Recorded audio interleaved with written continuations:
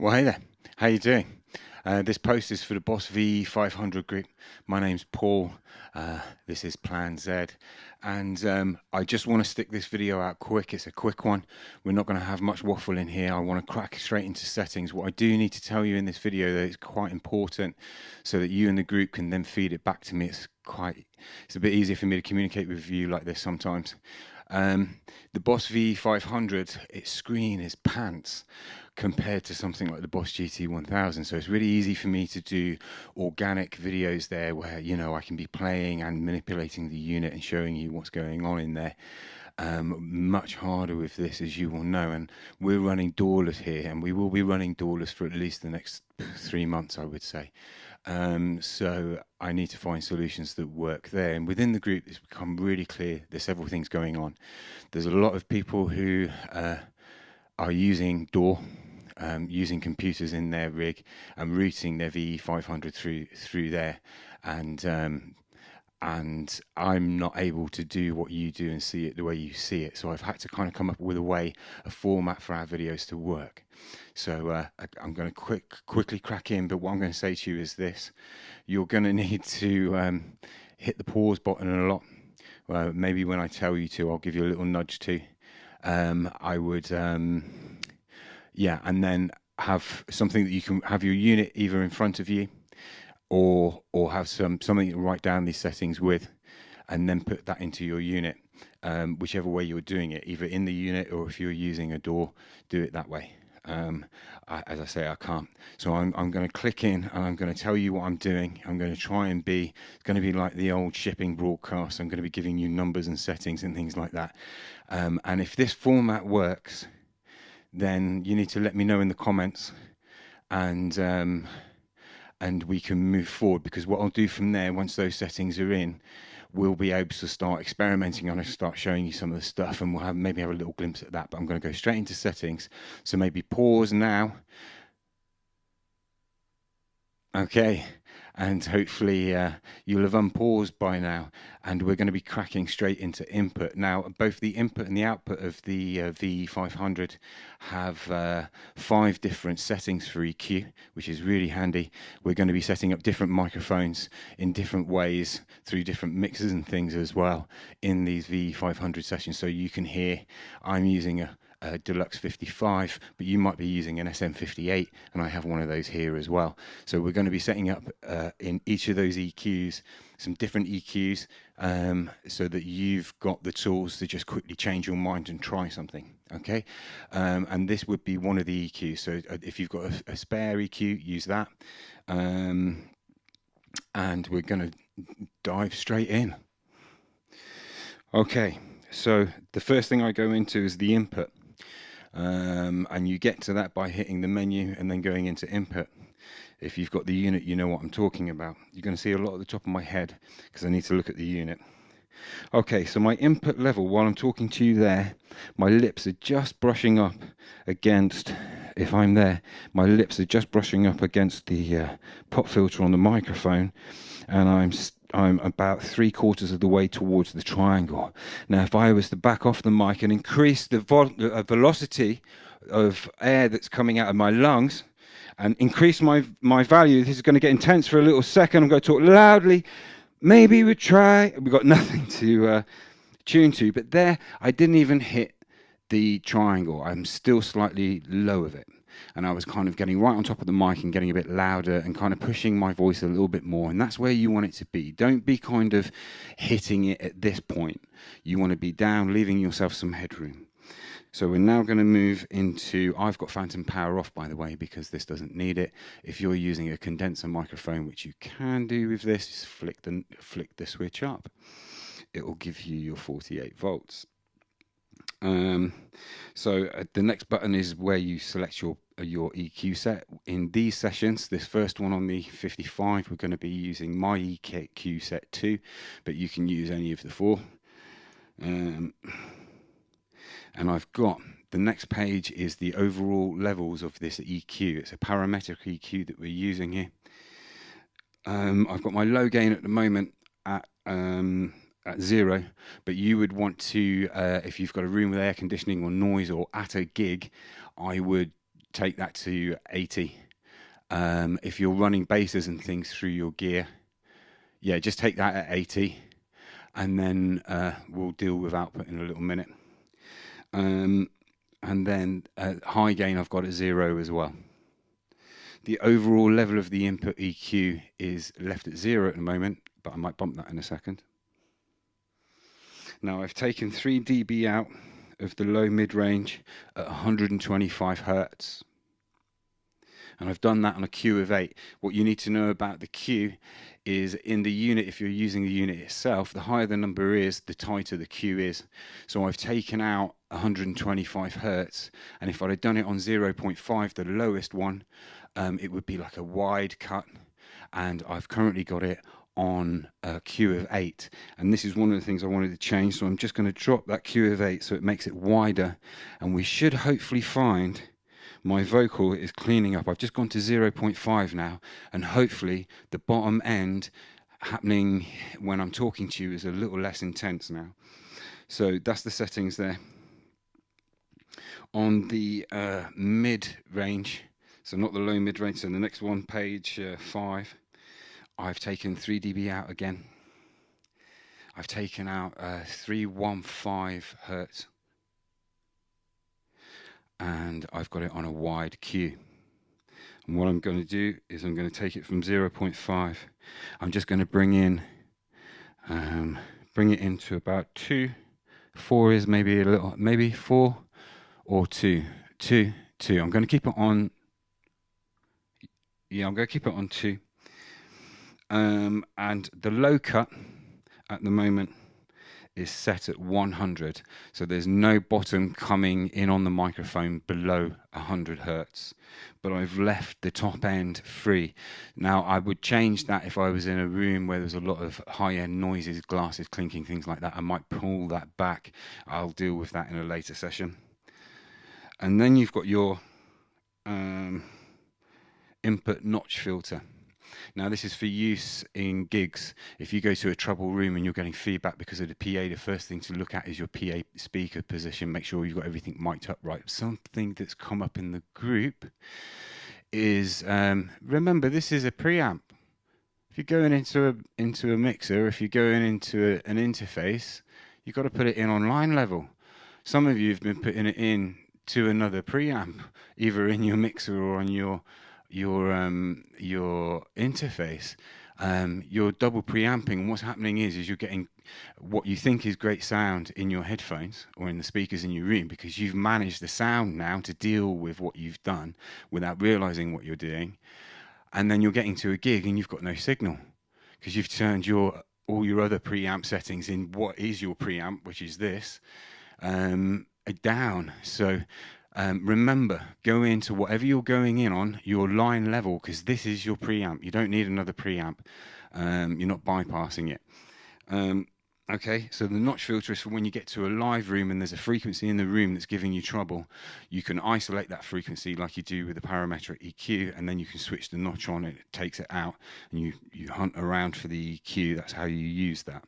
If that's not clear, send me a message in the group. I'll explain probably better once I've thought it through. This is like an ad hoc video. Okay, so we've done input. Now we're going to output. So again, these are master settings. You go in on the menu. The overall level is 100. I've left it at 100.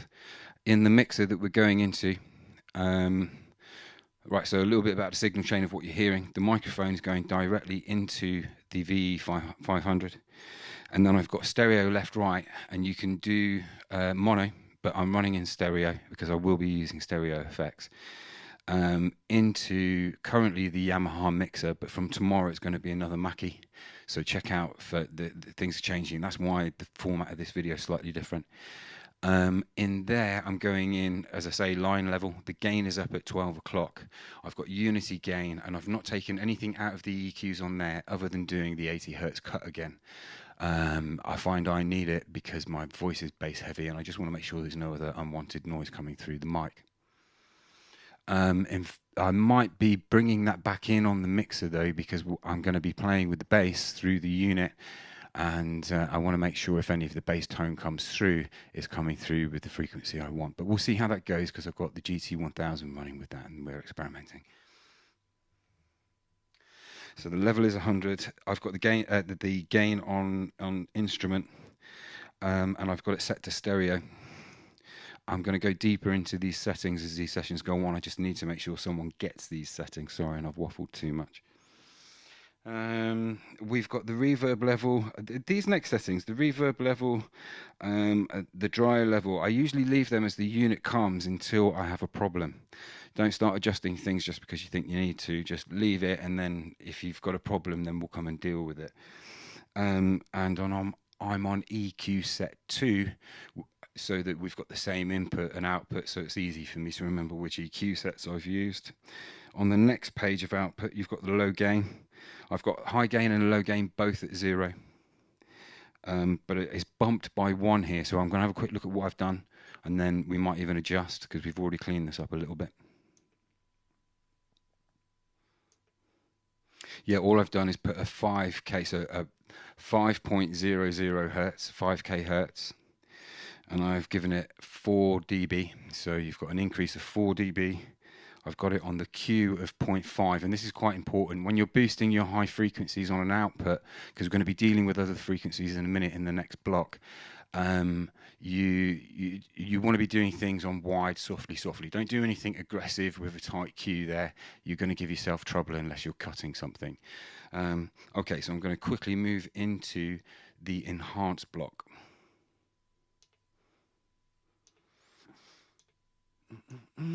Okay, so I run enhance on 0. I don't use it. I think it sounds unnatural, but that's just me. You can use it in the sessions. I'm going to show you what it sounds like. I run my compressor at 50. I know it's as the unit comes. What I found is, well, actually, let's get into that. These are the settings. The compressor is at 50.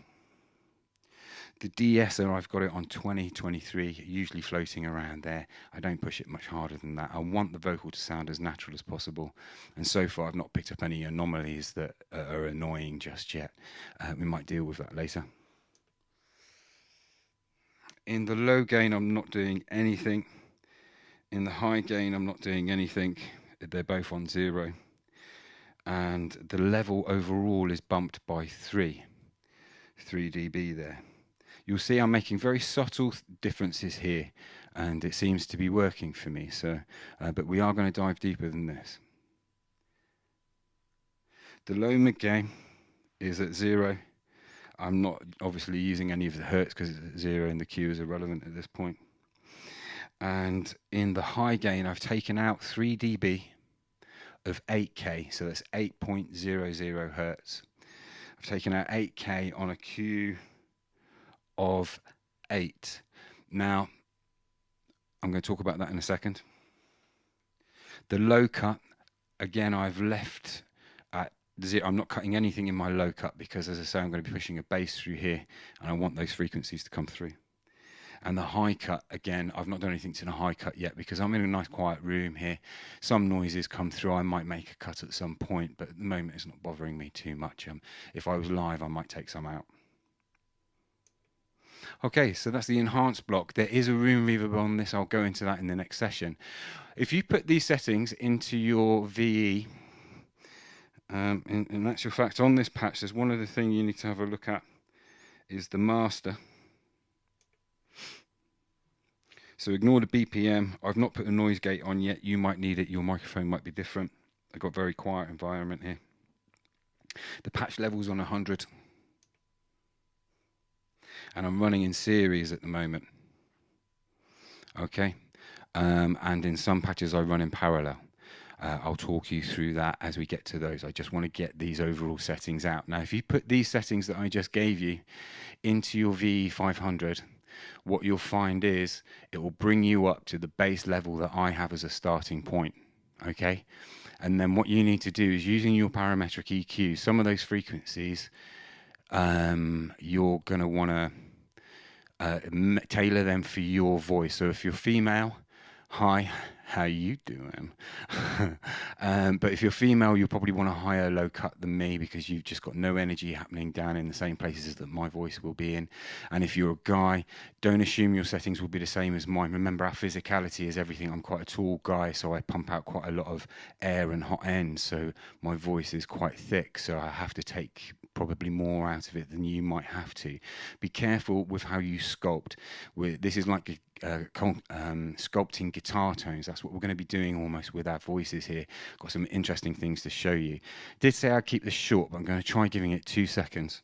Now that we've got those settings in there, I've got, let me just save that.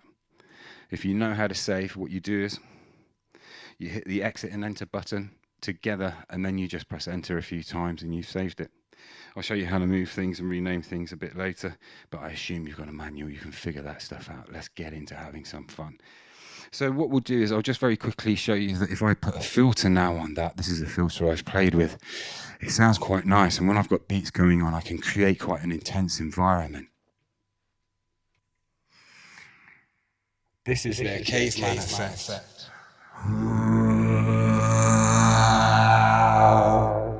Okay, so I took that caveman effect. Bear me.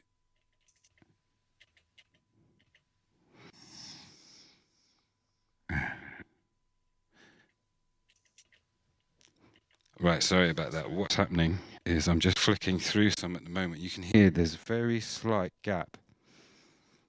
That's a vocoder, sorry, you wouldn't have been able to hear me because there was no signal coming through. So this is my other patch. This is the one I've actually been using. So I'm now, a bit after this video, I'm going to see what the difference is, because the changes, if I made any, I don't think I did, to this one were only made to my output.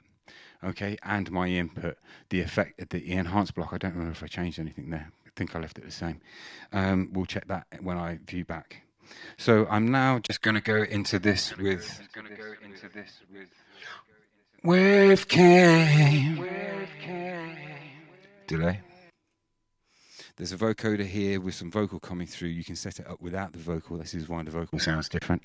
I'm going to go the other way. We've got a bit of reverb now happening with delays. For another song, this is just a reverb. I've used the control here to add the delays and take them away, so I can do both on certain words. Over, not under. I set up some dry ones. They got maybe different reverbs that I want to use in different tracks. We've got a radio here that we're going to be diving into a bit deeper, get this sounding fatter once my mix is up. We've got another radio. I'll talk you through this. Another dry one. And then this is what I did to the caves.